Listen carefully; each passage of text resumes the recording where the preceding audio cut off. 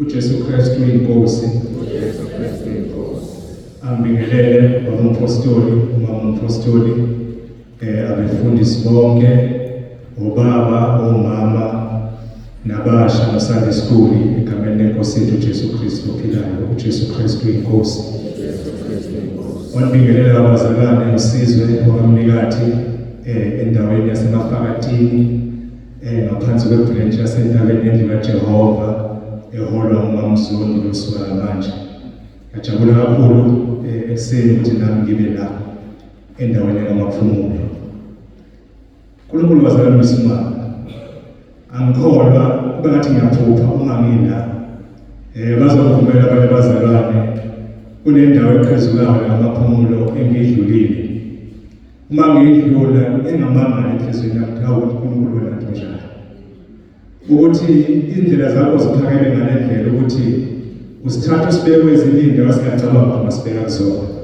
Kodwa ngengeneke ngijule lo ndaba bengidlula nje. Kodwa babusithola bangangivumela nabanye. Ukuthi sithe masidlula akwavuka ukuthi ngeke ngafika la. Ngiyambonga abazali uNkulunkulu ukuthi nami angenzela umusa ukuthi ngibe la endaweni yaMaphumulo. Siyabonga Mthemba kade sasixoxa sithi hawu sesifike sibone ngala kodwa kungenzeki namhlanje kwenzekile uNkulunkulu uvumile. Siyambonga uNkulunkulu ukuthi asenzele umusa ofana nalo. Enhlizweni yami ngithi ke sengila kuvuka amazwi kaSimiyoni la egona inkosi uJesu.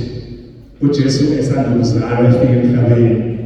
Mawufunda lapha kuLuka chapter 2 kuthiwa le ndoda yathi mayimgona uJesu sale sawumukisa incebo yakho Nkosi ngoba amehlo ami ayibonile insindiso oyilungisele uIsrayeli. Nami enhlizweni yami ngisho njalo ngithi hawu okwenzayo uNkulunkulu namhlanje noma kulezi insuku ngoba umpostoli noma singamukisa ngoba amehlo ami awabonile amandla akho usebenze enyameni yethu. Ngalawo mazathatha uNkulunkulu ngasibusisa sazohlala phansi silalele ukukhuluma kaNkulunkulu ngabe kunoyedwa oluwisa phansi izwi zokukhuluma la. Kodwa kube umthandazo walona loyo ukuthi siyawathatha wonke lawo mazwi siwalonde kaSamuel elithi izwi akazange wisengisheni lodwa izwi uNkulunkulu alikhuluma kini. Nathi ke siphile ngaleyo ndlela Jesu Kristu inkosi.